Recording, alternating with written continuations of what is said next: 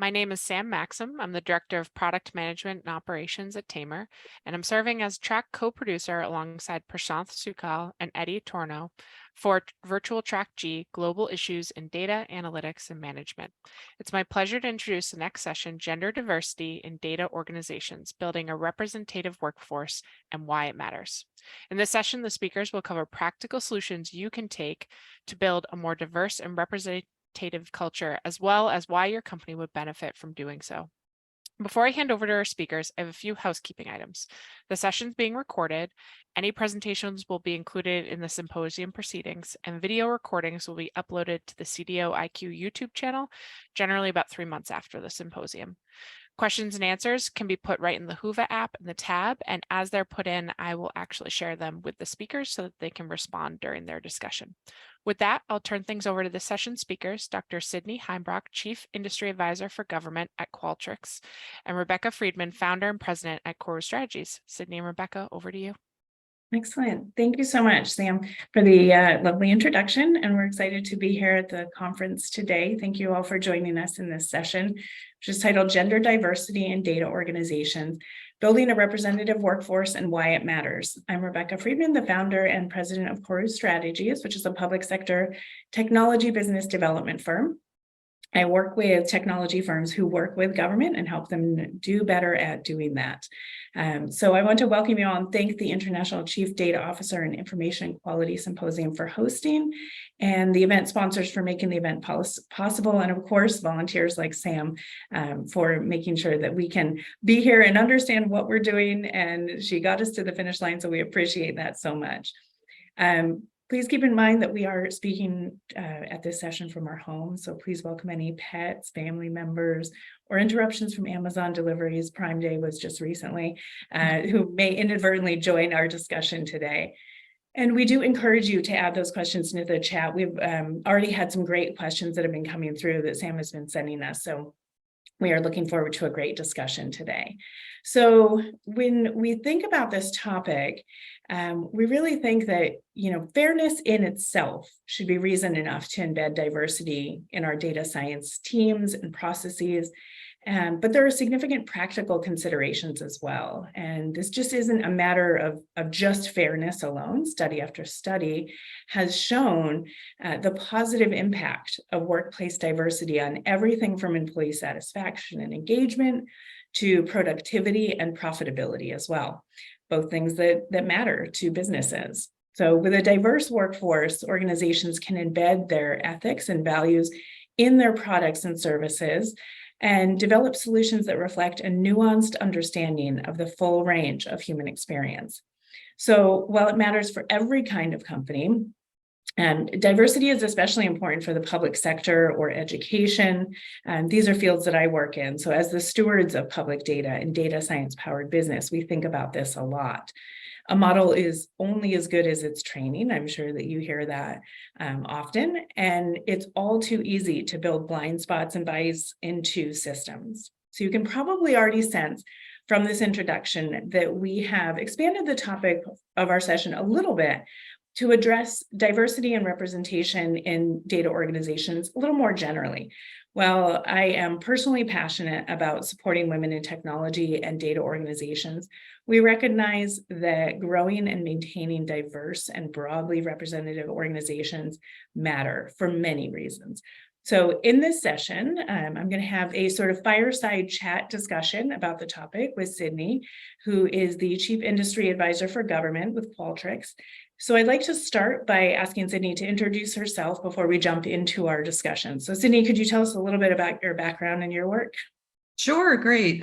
Great to be here. Welcome, everybody. And thank you, Sam, Arabia, and Rebecca for bringing me in. I am privileged to currently be working with Qualtrics to bring the power of experience management to governments around the world. And the reason I came here is I've actually come out of a 25-year federal career with the United States federal government.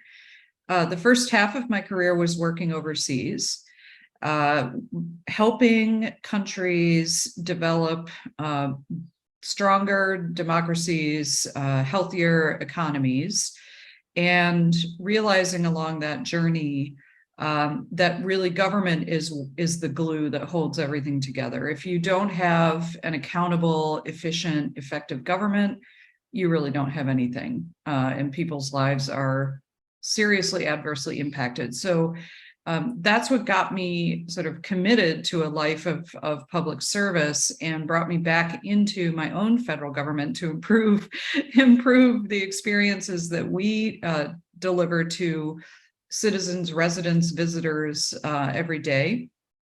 So I served as an executive at the center of the US government, driving improvements in how people get treated as they apply for and enter government professions. Led the President's Management Agenda Human Capital Initiative, and also founded something called the Innovation Lab, which has been working over a decade now to build experience management mindsets and skills into the federal workforce. So really excited to now be with Qualtrics to deliver the tool that can make that an everyday part of how people do the business of government. Excellent. Well, excellent. So I want to, for anyone who doesn't work in government, who maybe isn't sort of a little bit of a gov geek like Sydney and I, you are more than welcome to this session, and we're going to be talking about this topic broadly. These just happen to be our backgrounds and our personal interest and experience. So I want to start with sort of setting the stage on the topic.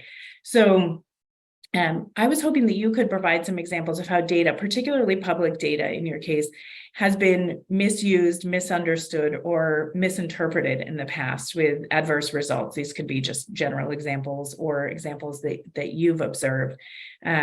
And if we could note how bad data, we know that that's not really, there's no such thing as bad data, but bad data has been recovered or repurposed for good. If you could share some examples of what you've done and how you've seen that to add some context to our conversation.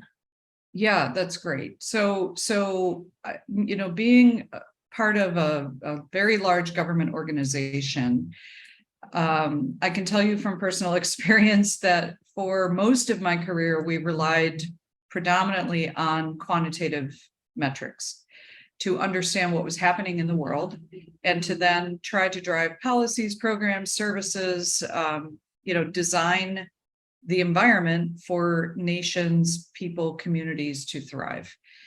And it was really the exposure to human-centered design and experience management that made me realize we are missing more than half of the equation when we only look at quantitative data.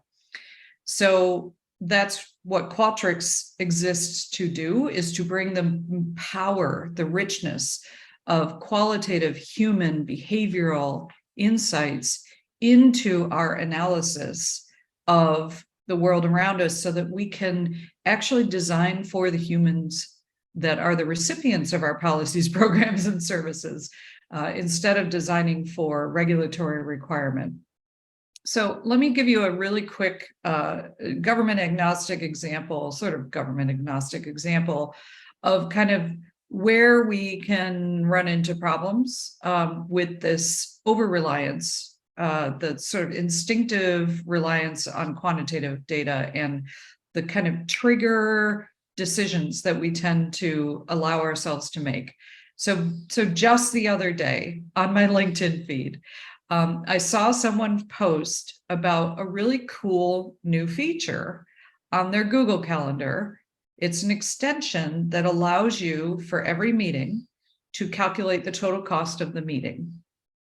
And the person who posted this said, when are we going to see this in government? Right? So the usual diatribe of government is inefficient.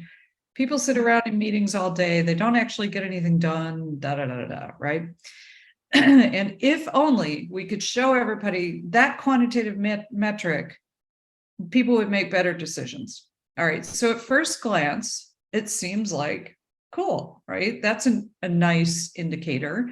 But if you don't question, first of all, question the algorithm, because when you looked at the figure, you realized when you backward engineered how they came up with it, the average salary of these people on this call was $600,000 a year. So I can guarantee you nobody in government makes that kind of money. We don't join to make money. But more than that, that's not even the point. The point is, let's say that a leader, looks at that post, looks at the extension, says, we're going to use this across our organization, and I want everybody to reduce the frequency of meetings and the number of people in every meeting, right? As an efficiency driver, as a way to free up people's time to do deeper, more intentional work. Sounds good. But what about the value of that meeting itself, which is usually really only best calculated in human terms? So for example, is the meeting fostering cross-functional collaboration, which has been proven again and again to be the key ingredient to innovation and efficiency in organizations? Is the meeting conducted in a way that respects people's time and contributions so they feel more engaged? What's the meeting's impact on productivity, right? Knowledge sharing, team communication. How do meetings like this foster inclusion? So underrepresented groups get a voice, which again produces better outcomes for organizations. So if you think about it, the only way to measure that is to ask. It's not to calculate the number, it's to ask the humans involved and look over time at shifts in perceptions of belonging and perceptions of participation and engagement. So that's just one example, really quick, dirty example of where we often sort of go down the wrong road when we get excited about a piece of data that we now have access to that we never did before. You gotta kind of stop and pause and remember most of the work we do in our organizations is human work. Mm-hmm. So we need to look at human data. And I think that brings up an excellent point about data storytelling, right? It's not as helpful if we start with what we want the answer to be. We want to know X number of hours, we want to know X number of contributions, rather than letting the data sort of bring us to what a story might be, which could be, as you're saying, contributions overall. And so since we were talking about teams, I'd like to kind of jump into, how does one even define a representative workforce, who may be sitting around the table at one of these team meetings and calculating the value. Every individual, of course, in this case, could bring a different perspective, incredibly important within data organizations. So how do we even start and define that? And what value does having that representative workforce bring? Yeah, so you're going to see a lot of different out in the field, you're going to see a lot of different definitions of representation. How Qualtrics defines it is as representation and inclusion. And we define representation as we match the world around us and we drive inclusion that exceeds the world that we live in. So for representation, we do want our workforce, and we are all over the globe. We're a global workforce, and wherever we have a facility or a congregated group of people, we want that workforce to be representative of the country in which we're operating. So let's take the US. 42% of our population now is quote unquote minority, right? Non-white, non-Caucasian.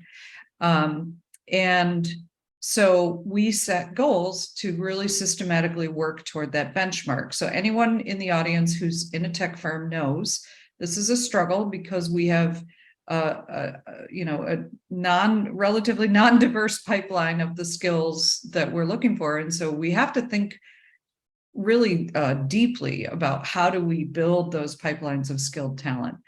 We also know that our demographics change even as we're trying to reflect those demographics. And so we have to keep evolving with the evolution of the population around us. So this isn't just a value, right? This is actually a critical need for organizations And I will say, being a government geek, the US Supreme Court ruling on affirmative action is now really putting even more onus on business to tackle this problem. For better or worse, businesses could in the past rely on higher education, post-secondary institutions to build a diverse population in their student body and graduate the skilled, diverse workforce that we could then, tap into. That may not be the case anymore. And so now we have to take, assume that responsibility ourselves. So why is this important for business? I am going to show you a couple of really quick data points. I know there's a bit of a lag, so bear with me while I pull this up. But the ability to attract talent, the talent you need, is really predicated on your ability to demonstrate that you value in tangible ways diversity and inclusion. I mean, look at the astronomical percent of job seekers who are saying it is important to me. If you cannot show me that you're committed and you're building a diverse and inclusive workplace for me, I'm out. I'm going to go somewhere else. The other thing is that we are trying. We're investing $8 billion. That's a lot of money, right? A lot of investment. But we're also continuing to see that DEI is struggling to measure how well are we doing. So that's something that we can talk about as well. And the glass ceiling is very real, particularly for underrepresented workforce. So we're just, it's in government, it's in private sector, everywhere. We have got to tackle this problem, because to show people you're serious about diversity, they have to see themselves in your leadership. When they don't, they know what's really happening in your organization. But it's key to performance, right? Like you're growing faster, you're more profitable, you're more innovative when you have that diverse workforce. So that's why it matters so critically. Yeah, I couldn't agree more. I think particularly as you're describing representative workforces, I think it's incredibly important when I think about government work. We think about representing the communities in which we serve. And of course, that varies greatly by geographical location, many other factors, right? But to be able to understand and represent your community, collect information on them, and what we generally use is some sort of term relating to being stewards of data rather than the owners of the data. It's not our data. Data is always owned by the individual about themselves. So I think that description of representation really matters in this case. And you make an excellent point that the value of the diversity in those teams hasn't changed, but the pipeline has. I had yet to think about that impact from the Supreme Court ruling. So I think that's really interesting that now the onus really is on organizations because those channels may or may not, I think time will tell, sort of falter and not lead some of those excellent building blocks that people have had the opportunity to have. So I want to go back to data a little bit and then flip back to organizations and individuals, and going on to talk a little bit about bias as well. So I want to talk, we talked a little bit about sort of bad data collection, and again, we know there's no good data, bad data, but if how do we sort of represent that collection of quote unquote good data? We talk about some examples of how data is misused or misrepresentative, and as a data community, I think we understand the importance of data and storytelling. We talked about that a little. We know that we should be answering questions, but can we let that data guide those questions so the data is truly representative? And what are some of those first steps or questions someone should ask before collecting or interpreting data, particularly around individuals and how that data is used, so we can build these pipelines and things like that. So things relating to responsible AI or training models. What are your thoughts on that? Yeah, so there's a lot to unpack in that question. Mhm. So essentially, It's a few, it's a multi. yeah. So essentially, where I come at this from is qualitative data, right? So my conclusion over a lifetime of looking at different kinds of data, different data sources, is that you are always going to misuse or misinterpret data if you're overridingly focused on the quantitative, as I mentioned earlier, right? And so the question of how then do you get good data, I found my answer, which is human-centered design, multidisciplinary, open-ended, ethnographic research, discovery, which Qualtrics has actually automated the whole discovery process. What we need to get way better at is observing, listening to, and understanding human beings, what they're experiencing, what their perceptions are, what their desires and needs are, and where we can solve for the actual human lived experience. So to one of the components of your question, Rebecca, is about, how do you, where do you start, basically? So I would say one of the first step, right, in making sure that you're actually reaching the right people, listening for the right things, and using the right analytic tools is to have the right team. So the first and most important step is assembling your team with intention to build diversity and inclusion from the outset. So that means you want diversity of expertise and diversity of background. So, cross-functional teams, again, lots of global evidence that cross-functional teams are more effective at uncovering insight faster. And then, diversity of background, you catch things. There's linguistics involved, there's sociology involved, there's anthropology involved in observing and listening to people's actions and words and picking up on certain nuances. Certain groups are going to pick up on different nuances and different codes, essentially, right? So assembling the team and making sure that your team is very full trust, very transparent, very collaborative, and that's not going to happen by itself. So you have to make sure that every member of your team feels very comfortable articulating their perspectives. So there's no point in bringing in analysts from underrepresented groups when they don't feel like they're safe speaking what they truly see and think in the data. So that means you have to assemble the team, and then you have to teach your team leads and your team members how to build that trust and transparency as a team. So that's the team, and then you get to the data.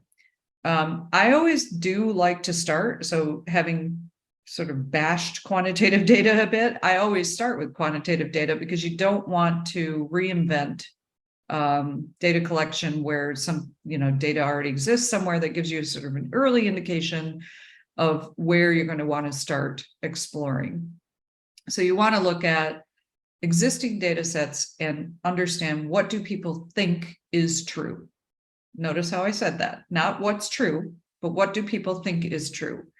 And then have your team, your diverse cross-functional team, look at the data and ask some really simple questions. What's missing? Who's missing?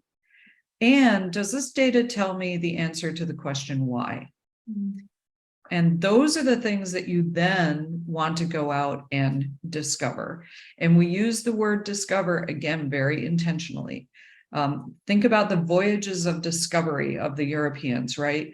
They kind of had a general sense of where they were going, but it was what they found along the way that became very lucrative for them, quite frankly, to the detriment of First Nations and Indigenous peoples.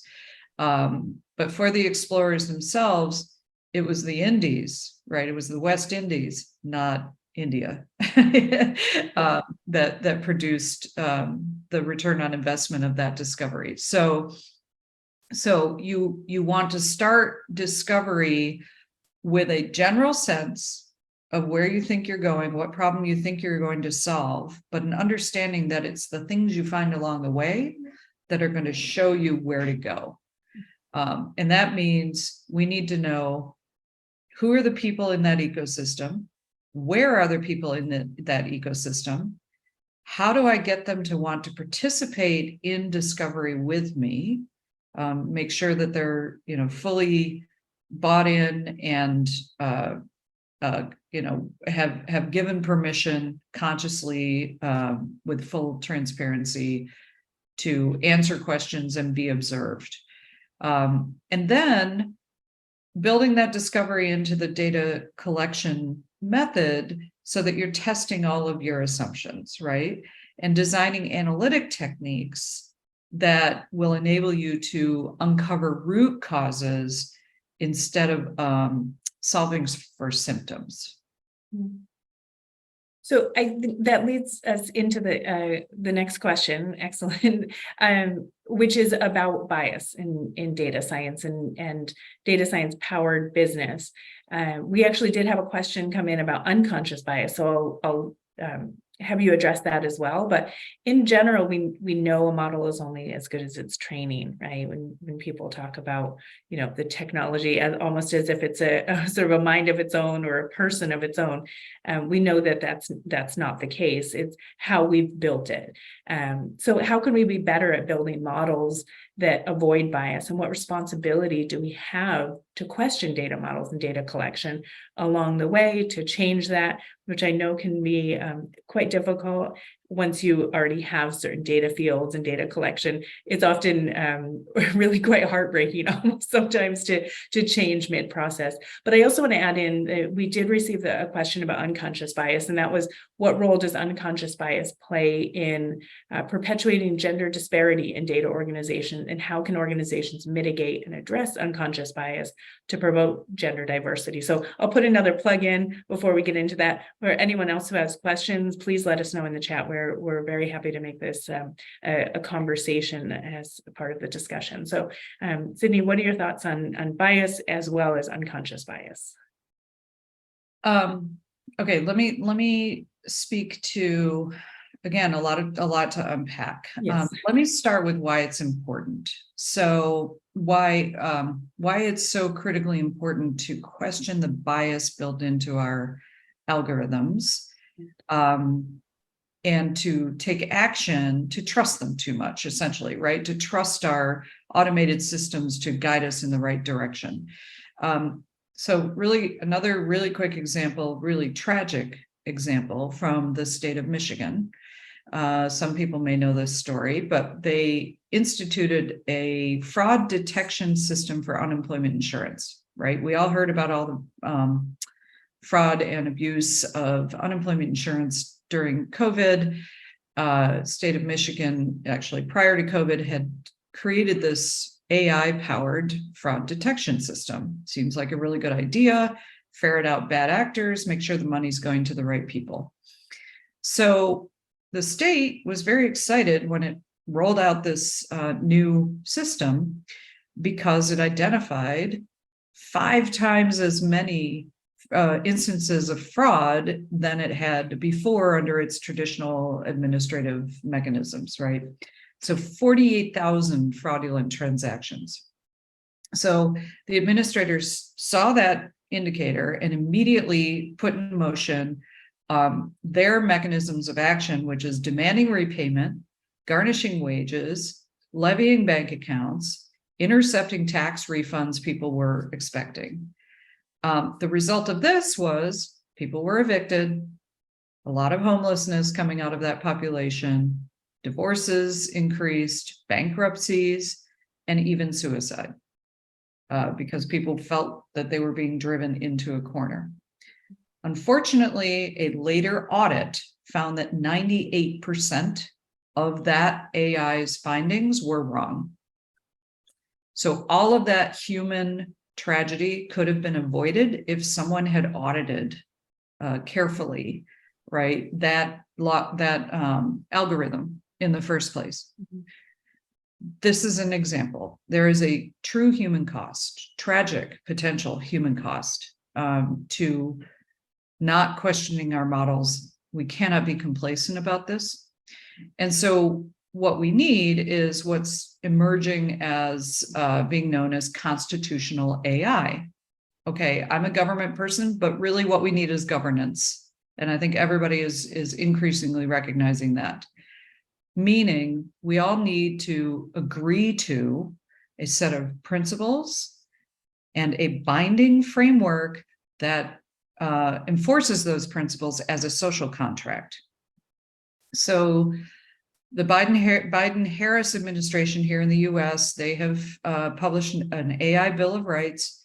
It lays out all those principles, 5 key principles: engage communities before, right, and during the design and development of your algorithms to check them for bias and unintended consequences. That's really key.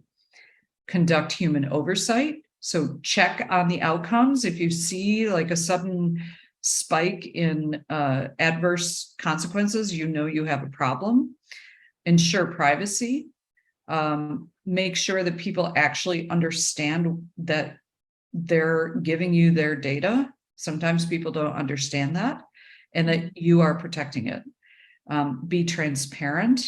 So inform people when you're making any kind of change, and make sure people understand how that change will affect them. And opt out. So you have to give people freedom of choice, whether to be in or out of your data set. And if they don't want to engage with AI, you have to give them the ability to engage with a human being, so that there is an appeal system, that they can, work through a human process and not be unintentionally entrapped by an algorithm. So, Rebecca, you talked about training models, right? Training models are the key to understanding how to design the AI outcomes that we're looking for, which is equitable and inclusive. I don't think anyone who's not a bad actor, right, is setting out to use AI for anything other than efficiency and effectiveness. So training models are biased when they rely on biased data. And we have to think really carefully about the sources of that bias. So this gets to the unconscious bias. And I'm talking, every single one of us has unconscious bias, right? And you can get trained to become more aware and to start developing techniques. But our systems have unconscious bias. And that to me is the more interesting, complex, and urgent problem. Let's look at healthcare as an example. 1 in 5 people who are Black or American Indian or Alaskan Native don't have health insurance. Okay, that's a bad problem. Part of why that's a bad problem is people with no health insurance don't access healthcare because they can't afford it. Therefore, there's no personal record of that individual's health status and healthcare needs. Therefore, that data never gets into the data set that feeds our training models that create our AI. So the consequences of that are really clear and thankfully becoming a matter of urgency here in this country, with things like infant mortality rates. Black infants are 2.5 more times likely to die than white. American Indian, Alaskan Native infants, twice as likely to die. And women from those 2 groups have the highest rate of pregnancy-related mortality of any other demographic. So again, tragic human consequences because of the kind of data that's informing the training, that's informing the practice that is in the clinical environment. So luckily there is an effort underway at NIH, the Office of Data Science Strategy under Dr. Susan Gregorek, to address this, to diversify the training models. And she's doing this in a very human way. She's connecting people to each other. So, I'd like to go back to the unconscious bias piece a little bit later, but I want to address a very practical concern that a lot of people will have, which is change is expensive. And implementing these things within an organization of varying size is expensive. It requires a workforce commitment, it requires organizational change. So practically, what are some of the costs associated with these types of changes, making sure an organization is representative, making sure that we can see that there is value, and we'll talk a little bit more about that after, but the value is sort of without question. But the cost, there's also a cost, and that's a fact as well. So what are some of the costs associated with this? What are some of the risks in not taking on these types of actions? What can an organization do that maybe in a low cost way to start to address some of these changes within their organization? yeah, so the cost of inaction, I think, speaks for itself. So in government, in the US government, we call this the Washington Post effect. Nobody wants to be on the cover of the Washington Post with some terrible consequence of something that you were trying to do with all good intentions, right? So, and the cost of lawsuits, the tragic cost of that I've outlined, right? Those are real costs, and somebody bears those costs. So the question is, how do you weigh that against a shift that has to happen because it's happening anyway? Will it happen without you, or will you do it with intention? I guess is the way I would answer that. So yes, it may on the face of it appear that, okay, now you're telling me I have to diversify my workforce. You're also telling me the skills I need are not, the population with those skills right now is not terrifically diverse. What do I do? And what I would say to you is there are really tried and true recruitment strategies, onboarding strategies, retention strategies that you can use to bring that diverse workforce in. And it becomes part of your regular motion. It's actually, if you think about it, it's not really that much more expensive to target different types of institutions than the ones you did in the past. For building a diverse workforce, that is really the key. We have tended in the human resources field, for efficiency's sake, we have tended to default to relying on a university degree as a proxy for the skills that we're looking for. We assume if someone has a bachelor's degree in information science, computer science, they know what they're doing, they can come in and help us. First of all, faulty assumption. Second of all, as I mentioned, right, those institutions have struggled and will struggle even more now post Supreme Court to create a diverse workforce, particularly in those fields. So rather than rely on those kinds of degree programs, we should be recruiting for skills. And when you start recruiting for skills, all of a sudden you realize, geez, I could tap into vocational training institutions, certification programs. And guess what? When you look at Department of Education data, the vast majority of underrepresented students are in those very institutions. So go there. stop going to Harvard. Well, I shouldn't say that. Sorry. We definitely don't want to say just don't stop going to MIT and yeah, right. Yeah. But diversify it, right? It's just a matter of where you go, who you talk to, and how. And realizing that, again, as I showed earlier, right, people are looking for those kinds of diverse and inclusive environments to work, and they're not going to have a high tolerance for you if you can't deliver that. They will leave. You might bring them in, but they'll leave. And the total cost of replacing an employee is at least 2, usually 3 times their annual salary. So you think about that for a minute, right?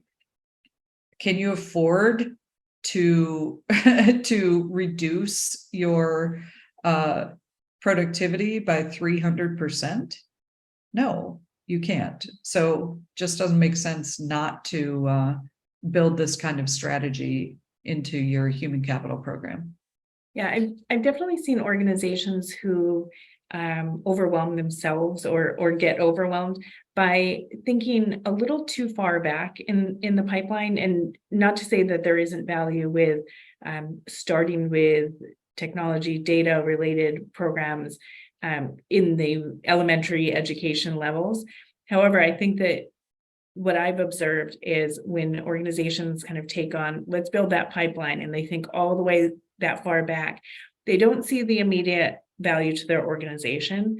And then they sort of think, well, then I'll have to support a middle school program and a high school program and then a community college program, rather than just looking at what is available in the workforce. Let's start somewhere. Let's start with maybe retraining programs, offering people the opportunity to take on data analytics positions, and training, offering that training within your organization as well, I think is incredibly key, right? There's a lot of skills that take some time, take some effort, but really, like most things, the skills are learned on the job. So why wouldn't you sort of take the opportunity to train within your organization for certain levels? And then, of course, people have the opportunity to find other positions within an organization as they grow.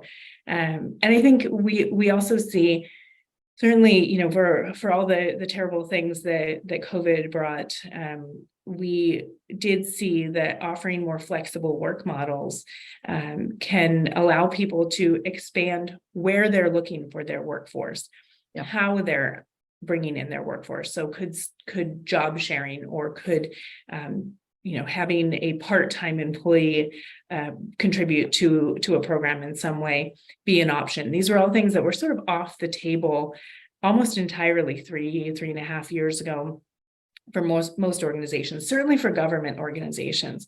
Understanding that there's rules, regulations around tax, around privacy, around data sharing across whether it's state lines or internationally. Yes, there are some barriers, and those have not gone away yet. However, with added security and remote work and how that sort of evolved, we've seen that has really impacted the workforce and fortunately brought people back into the workforce that may not have otherwise sort of been accessible to organizations.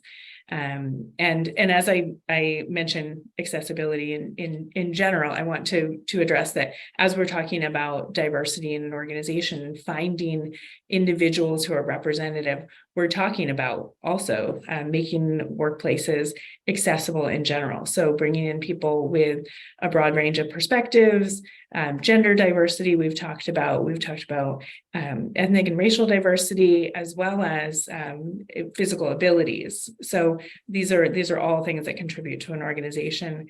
These are all things that have been widely impacted and sort of supported organizations through remote work. So that's my long contribution to that. But there's certainly organizations really can overwhelm themselves, and I would encourage people to start as you were saying, sort of start wherever you are, or start with one thing. And that one thing alone can make a big difference. And especially if you're looking to represent your community, look for people within your community as well, community college programs, and finding supportive training outlets. So I want to go on a little bit to what you've seen from similar or maybe even dissimilar organizations to your own, whether it's the government organizations you've worked for or technology organizations like Qualtrics, who have addressed diversity in data, what benefits they've seen, how they can measure that success, I think is also incredibly important. As we're talking about data at a data conference, we want to be able to add some metrics to that so people can actually see, for the time and effort that they put in, what are the payoffs, and how do you do that? How do you actually sort of quantify or qualify that data? Yeah. So so you have to look at it sort of internally and externally, right? So diversifying our workforce, there are, key metrics that I, as a human capital professional, would want to look at. And the obvious ones are, what percent of my organization is female? What percent is a member of underrepresented minority? Does it reflect the population around me? And to your point, are there opportunities for me to widen my net by digitizing the workplace so that I can have remote employees in a distributed environment, pull from different areas of the country or even the world, and in so doing, increase the diversity of my organization. Now, that's an initial set of indicators, but one of the things that we focus on as well is intersectionality, because people's identities are very complex, and we need to unpack the different categories within which people define themselves. So there's LGBTQ. There's one thing that really interests me is geographic diversity. There's an old saying, where you sit is where you stand. And I think we are all recognizing that being able to pull people from rural environments, semi-urban, ex-urban, and urban environments together can really help with some of the demographic and sort of perspectives, diversity in those that we're looking for. So, but more important than that, and this is something that we at Qualtrics internally have really focused on, is inclusion. It's simply not enough to point to your numbers and say, look, I have a diverse workforce, right? Like we've talked before about the fact that you could have a very diverse workforce full of people who feel excluded. And so we at Qualtrics have actually developed a model that based on psychology and what we call experience science, which is really a combination of behavioral analytics and human psychology, workplace psychology, and that is the drivers of inclusion. So notice that this is all about human behavior, right? Our leaders creating inclusive environments, our managers behaving in such a way that all people in our organizations feel psychologically safe. Have we set up our processes to be fair and transparent? And do people feel, are there perceptions that this is something that can help them?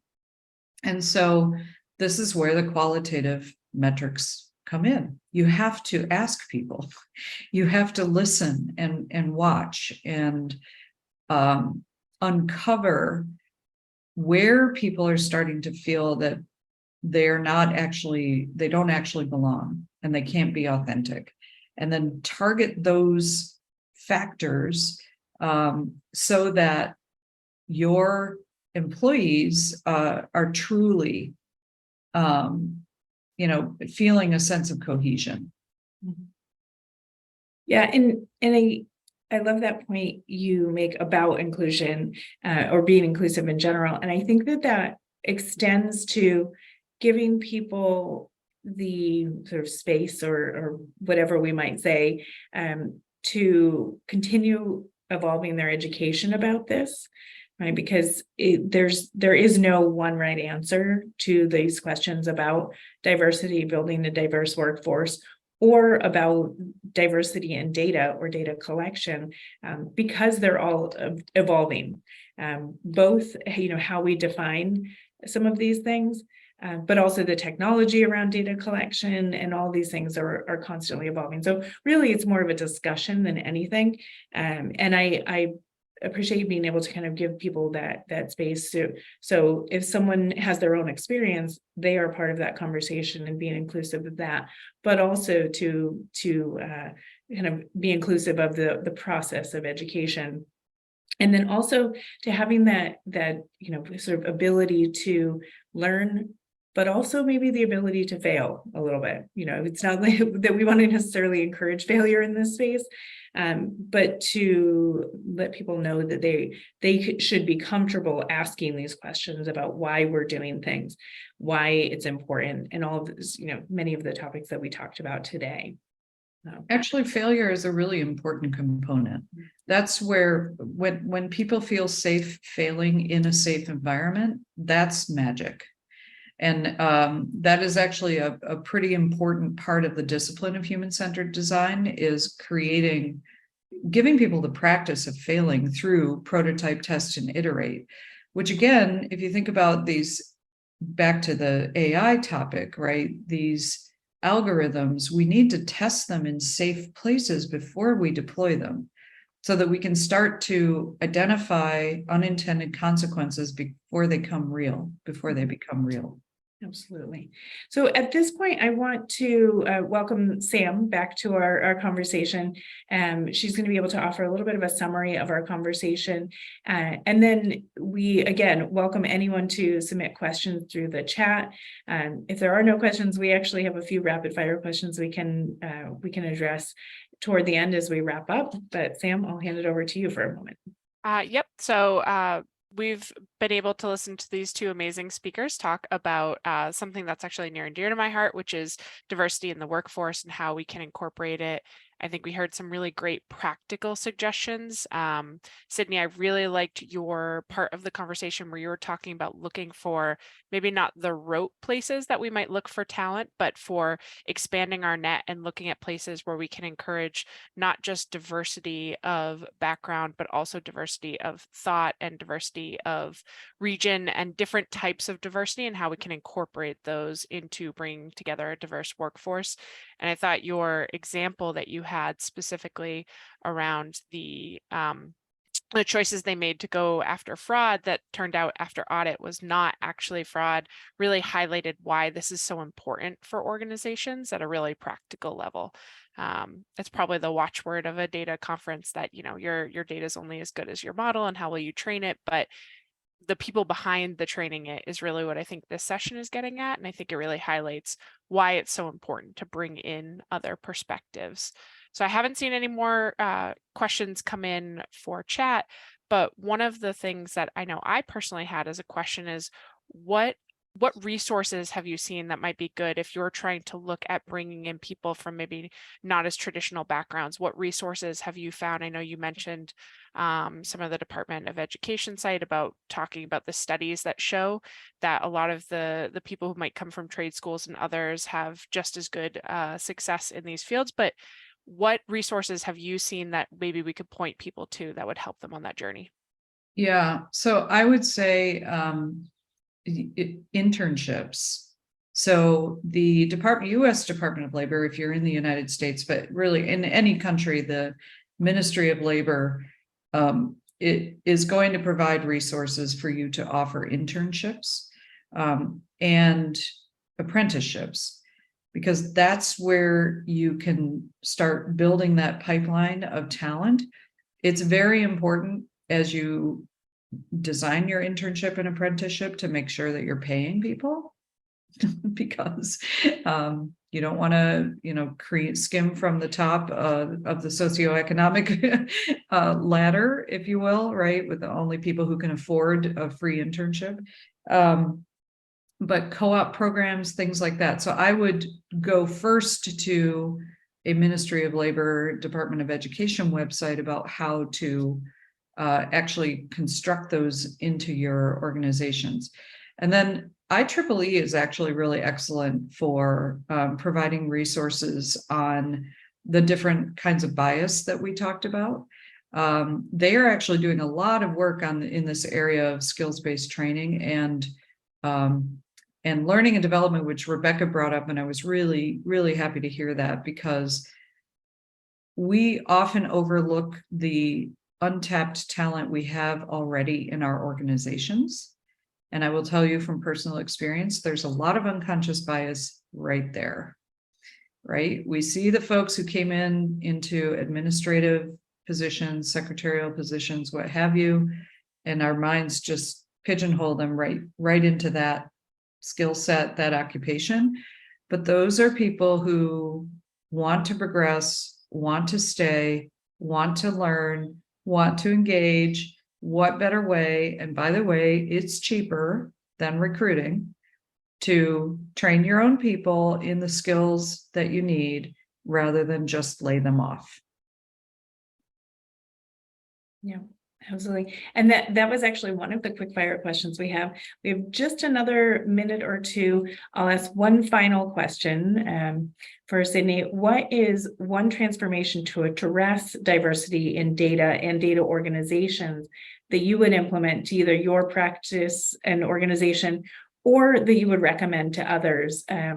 If budget and resources were not a constraint, you go high or low on the budget end. Yeah, so I would start with just co-creation. Just have that as your goal, co-creation, right?